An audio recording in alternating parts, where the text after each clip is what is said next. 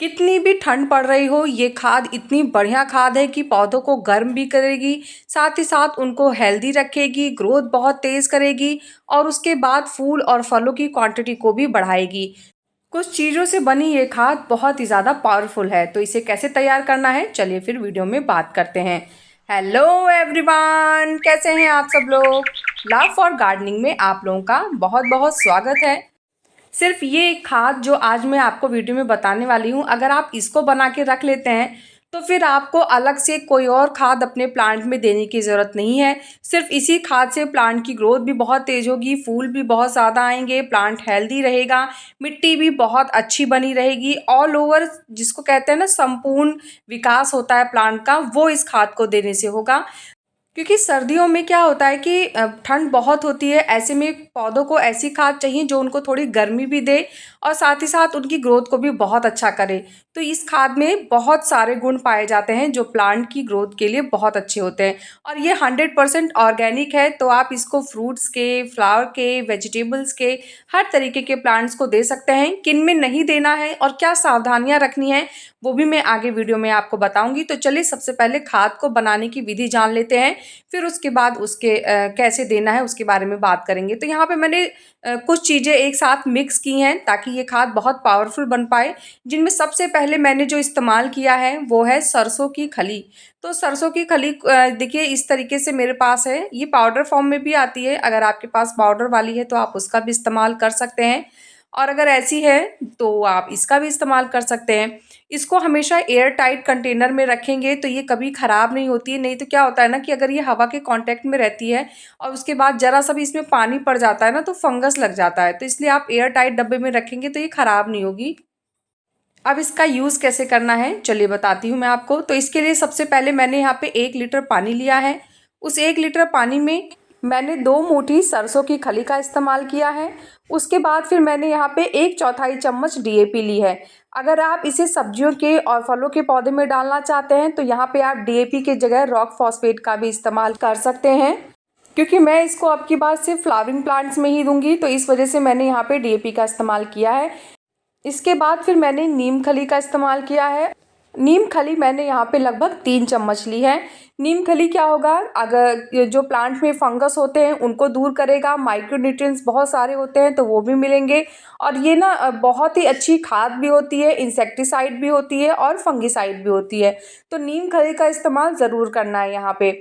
इसके बाद मैंने लकड़ी की राख ली है, यानी वुड ऐश। तो अगर आपके पास लकड़ी की राख है तो आप डाल सकते हैं, अगर नहीं है तो कोई बात नहीं।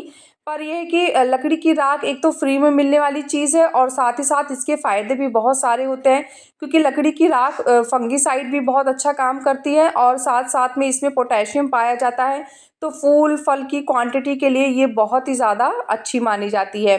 अब हमें क्या करना है, इसको अच्छे से मिक्स कर देना है। इन सभी खादों को डालने के बाद इसे अच्छे से मिक्स करेंगे और इसके बाद अभी एक चीज़ इसमें और मिक्स करनी है, वो जब हम खाद देंगे तब उसे डालेंगे। अभी फ़िलहाल इसे ढक के और हमें छाँव वाली जगह पे रख देना है लगभग 4 दिन के लिए। 4 दिन बाद मैं आपको इसका दिखाती हूँ रिज़ल्ट कि ये किस तरीके से बन गई है और जो चीज़ हमने मिक्स करने की बात की थी वो भी अभी मिक्स करना है। तो ये देखिए सरसों की खली एकदम हमारी बन के तैयार हो गई है और जो जो चीज़ें हमने इससे डाली है इससे इसमें इतना पावर आ गया है कि प्लांट की ग्रोथ, फ्लावरिंग सब कुछ इतना बढ़िया होगा और प्लांट हमारे हरे भरे बने रहेंगे। अब पहले इसको तैयार कैसे करना है चलिए ये बता देती हूँ। तो सबसे पहले तो जो सरसों की खली वाली खाद हमने तैयार की है इसे अच्छे से मिक्स कर लेना है ताकि जितनी भी चीज़ें हमने इसमें डाली थी वो आपस में घुल मिल जाएं। उसके बाद अब हम इसे डाइल्यूट करेंगे। तो डाइल्यूट करने के लिए जितना भी हमारे पास खाद है यहाँ पे हम उसका 10 गुना पानी लेंगे। 10 गुना बोला है तो 10 गुना पानी डालना ज़रूरी है, क्योंकि अगर खाद पतली नहीं होगी तो प्लांट की जो मिट्टी है उसमें फंगस लग जाएंगे, प्लांट अच्छे से खाद ले नहीं पाएगा, ग्रोथ भी ख़राब हो सकती है, प्लांट भी ख़राब हो सकता है। तो इसलिए डाइल्यूट का जो मैंने रेशियो बताया है इसको आपको ध्यान में रखना होगा। जितना भी खाद है आपके पास तैयार हुआ है उसमें उतना ही 10 गुना पानी उसका हमें डालना है। तो ये नॉर्मल चीज़ है, इसमें मैं अगर 1 लीटर पानी जैसे ले रही हूँ खाद का, तो यहाँ पे हम 10 लीटर नॉर्मल पानी डालेंगे। इस तरीके से आपको इसको बना के रखना है। देखिए ये पतली खाद हमारी बन के तैयार हो गई है। आप देख सकते हैं वीडियो में, इतना ही पतला खाद हमें अपना बना के तैयार कर लेना है। अब ये खाद क्या होगा, प्लांट इजीली ले पाएगा। जो मैंने आखिरी चीज़ बताई थी कि लास्ट में डालेंगे, चलिए अब उसको बताती हूँ कि किस चीज़ के बारे में मैं बात कर रही थी। तो ये जो आप देख रहे हैं ये है केले के छिलके का पानी। तो ये केले के छिलके मैंने भिगा रखे थे। नॉर्मल जो हमारे केले के छिलके होते हैं खाने के बाद जो हम फेंक देते हैं, उन्हीं को मैंने भिगा दिया था। और भिगाने के बाद अब इसको भी मैंने 2 दिन तक भिगाया था, 2 से 3 दिन तक आप भिगा सकते हैं। उसके बाद मैंने हाफ हाफ कर लिया है और इसको छन्नी से छानना बहुत ज़रूरी है, क्योंकि छिलके या उसका रेशा नहीं जाना चाहिए। इसके बाद अब मैंने देखिए जो हमने सरसों की खली वाली खाद बनाई थी उसमें आधा आधा लगभग बांट लिया है। और वापस से इसे अच्छे से एक बार मिक्स कर लेंगे ताकि सारी खाद एक जैसी हो जाए और जब हम प्लांट को दें तो सब कुछ एक साथ प्लांट की मिट्टी में जाए। तो ये देखिए मैंने फिर से सारी खाद को मिक्स कर लिया है। अब इस खाद को देने से पहले एक बहुत ज़रूरी काम हमें करना है, चलिए अब उसे बताती हूँ मैं आपको, क्योंकि खाद तो हमारी रेडी हो चुकी है। ये जो मैं मिट्टी की गुड़ाई कर रही हूँ ये बहुत ज़रूरी है।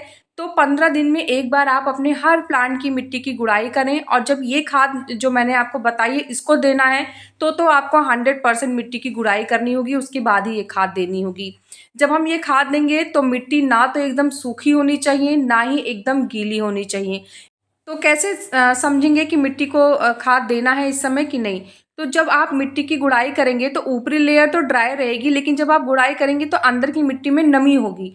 तो ये ऐसा समय जब होता है तब आपको प्लांट को खाद देनी है, जो अभी मैंने आपको वीडियो में बताई है कि किस तरीके से तैयार करनी है। तो इस तरीके से अपने लगभग सभी प्लांट्स की गुड़ाई कर लीजिए जिस में भी आपको खाद डालना है, और उसके बाद अब हम खाद देंगे। तो इस खाद को आप सुबह दे दीजिए, शाम को मत दीजिएगा। सुबह आप 9-10 बजे तक ये खाद दे सकते हैं, उसके बाद जैसे जैसे धूप बढ़ेगी और फिर शाम को तो बिल्कुल भी नहीं देना है। चलिए अब इसे प्लांट में देना कितना है उसके बारे में बात कर लेते हैं। तो पहले इसको मैं फिर से एक बार मिक्स कर रही हूँ, क्योंकि इसे अगर आप मिक्स नहीं करेंगे ना तो इसमें बहुत सारी ऐसी चीज़ें हैं जो नीचे बैठ जाती हैं, फिर वो प्लांट तक पहुँचती नहीं है। तो इसलिए जब भी आप प्लांट को देंगे खाद ना, तो इसको एक बार ऐसे अच्छे से मिक्स करें और उसके बाद ही दें। तो मैंने यहाँ पे जो मेरा 14 इंच का पॉट है वहाँ पे मैंने लगभग पौन जग या आधा जग खाद दे दिया है। इसी अंदाजे से हमें खाद देते रहना है कि जो खाद हम दे रहे हैं वो ड्रेनेज होल से पानी बाहर ना आए खाद का। सिर्फ ऐसा पानी देना है खाद का कि जो मिट्टी सोख ले, बाहर ना निकाले, क्योंकि अगर वो बाहर निकल गया तो हमारी खाद वेस्ट हो जाएगी। तो आप इतना तैयार रखें खाद जितना आप सारे प्लांट्स में दे सके, इसको बचाना नहीं है। अगर आप ये सोचें कि इसको फिर से बचा के रख ले तो ऐसे मत करिए, सिर्फ उतनी खाद बनाइए जितनी आप प्लांट को दे सकते हैं। और अगर वो बच जा रही है ना तो फिर आप उसको ना दें, हटा दें, क्योंकि पॉट के जो प्लांट होते हैं ना वो बहुत नाजुक होते हैं। मैं आपको सावधानी बताती हूँ, जैसे सरसों की खली हमेशा इस तरीके से मिट्टी में डालें आप। अगर आपने पत्तों के ऊपर उसे डाल दिया ना तो फिर फंगस लग जाएगा, क्योंकि सरसों की खली अगर किसी प्लांट के स्टेम पे या पत्ते पे टिक जाती है ना तो वो फंगस बना देती है। तो इस वजह से आपको इस चीज़ का विशेष ध्यान रखना है कि खाद सीधे मिट्टी में जाए, प्लांट्स के स्टेम्स पे, लीव्स पे या फूल पे ना टिके। सरसों की खली को मैंने 4 दिन भिगाने के लिए बोला है, इससे ज़्यादा ना भिगाएं। और अगर आप बाय चांस गलती से भिगा भी देते हैं तो इस चीज़ का ध्यान रखें कि कीड़े ना पड़े हों। अगर उसमें कीड़े आ गए हैं तो फिर वो खाद आप अपने प्लांट को ना दें, मैं बिल्कुल भी सजेस्ट नहीं करूँगी। अगर आपके प्लांट ज़मीन में लगे हैं तो आप दे सकते हैं फिर, लेकिन उसको बहुत ज़्यादा डाइल्यूट करिएगा, 15 से 20 गुना पानी उसमें डालिएगा और फिर डाइल्यूट करके प्लांट को दीजिएगा। लेकिन अगर उसमें कीड़े पड़ गए हैं तो प्लीज़ उसे फिर प्लांट्स को ना दें, पॉट के प्लांट को ना दें। ज़मीन में जो लगे प्लांट हैं उन्हें आप दे सकते हैं, वो बहुत मजबूत होते हैं, उनकी स्ट्रांगनेस अलग होती है। और ये जो हमारे पॉट के लगे प्लांट होते हैं ये थोड़े सेंसिटिव होते हैं, तो इसलिए इस चीज़ का आपको ध्यान रखना होगा। सरसों की खली अपने में ही एक बहुत ही अच्छी खाद होती है, मतलब उसके साथ हमें और अलग से कुछ देने की ज़रूरत नहीं है। लेकिन अगर हम ये कुछ चीज़ें ऐड कर देते हैं ना तो फिर ये इतनी पावरफुल खाद बन जाती है कि इसका रिज़ल्ट बहुत ही 10 गुना बेहतर हो जाता है। बहुत ही बढ़िया ग्रोथ होती है, फूल बहुत अच्छे आते हैं, मतलब आपका गार्डन हरा भरा फूलों फलों से लदा हुआ रहेगा। अगर आप केमिकल खाद नहीं देना चाहते हैं तो मैंने वहाँ पे उसका सब्स्टिट्यूट बता दिया है। डीएपी की जगह आप रॉक फॉस्फेट का इस्तेमाल कर सकते हैं और इसके अलावा मैंने कोई भी केमिकल खाद यूज़ नहीं की है। बाकी बहुत ही बढ़िया खाद है, आप बेझिझक दे सकते हैं। आप महीने में 1 बार इस खाद का इस्तेमाल करेंगे, उसके बाद फिर आपको बार-बार कोई और खाद रिपीट करने की ज़रूरत नहीं है।